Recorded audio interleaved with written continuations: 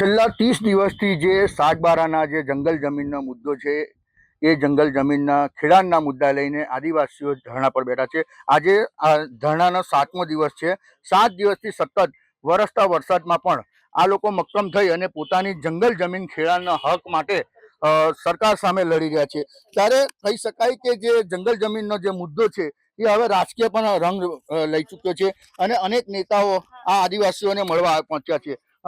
ત્યારે અનેક નેતાઓ દ્વારા બાહાદારી પણ આપવામાં આવી છે કે એમનો ઉકેલ આવશે, પરંતુ લીલાબેન જે ભાજપના આગેવાન છે, લીલાબેન છેલ્લા 7 દિવસથી ઉપવાસ પર છે.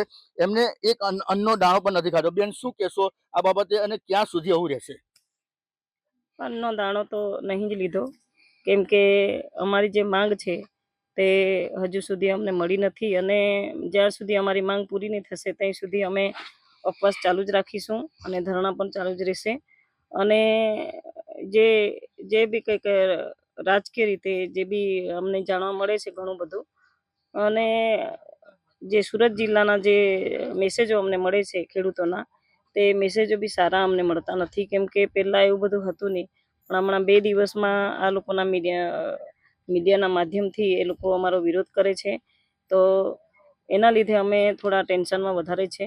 તો સરકાર અમારું સાંભળશે જ, અમને તો વિશ્વાસ છે કે સરકાર અમારા માટે જે બી કંઈક કરશે તે સારું જ કરશે.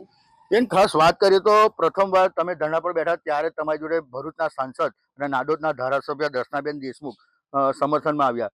ત્યારબાદ ગાંધીનગર પણ એ લોકો ગયા, પણ કઈ ઉકેલ નથી આવતો. શું લાગે છે હવે આજે જ્યારે કોંગ્રેસના નેતાઓ જે સમર્થનમાં આવી રહ્યા છે, ખાસ કહી શકાય કે જે અનંત પટેલ છે, અમિત ચાવડા છે, જે અનેક મોટા જે કદના જે નેતાઓ છે, ધારાસભ્યો છે, એ હવે કોંગ્રેસના નેતાઓ પણ આવી રહ્યા છે. તો આ બાબતની ઉકેલ ક્યારે આવશે? શું લાગે છે તમને ખાસ? મને તો એ જ લાગે છે કે 15મી ઓગસ્ટ પછીનો વાયદો અમને કર્યો છે.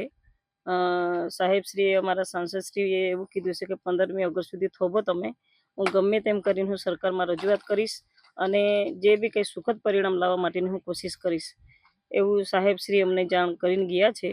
પણ આજની તારીખમાં કોંગ્રેસના જે તુષારભાઈ ચૌધરી સાહેબ અને અનંત પટેલ સાહેબ અને એ લોકો જે બી કંઈક આગેવાનો, અન્ય કોંગ્રેસ પાર્ટીના જે આગેવાનો આવી રહેલા છે તે અમારા સમર્થનમાં જ આવે છે અને અમને એવું લાગે છે ત્યાં સુધી એ પણ અમારા સમર્થનમાં હશે અને સમર્થન કરશે. બેન, ખાસ વાત કરીએ તો આજે 7મો દિવસ ઉપવાસનો છે. તમે એક અન્નનો દાણો પણ નહીં.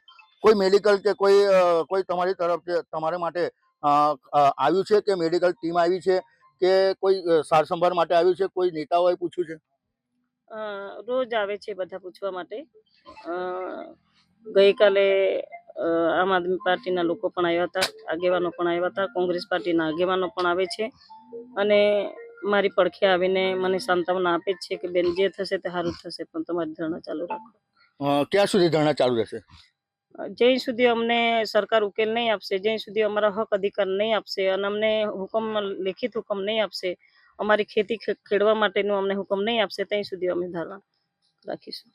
બિલકુલ. આ હતા જે લીલાબેન જે વસાવા છે, જેઓએ શરૂઆતથી આદિવાસીઓના પડખે રહી અને એમને ખેડૂતોને જંગલ જમીનનો ન્યાય અપાવવા માટે ધરણા પર બેઠા. આજે 7મા દિવસે પણ એમને અન્નનો એક પણ દાણો નથી લીધો. ત્યારે કહી શકાય કે જે ધરણા જે આદિવાસીઓના છે હવે રાજકીય રંગ પણ પકડી રહ્યો છે.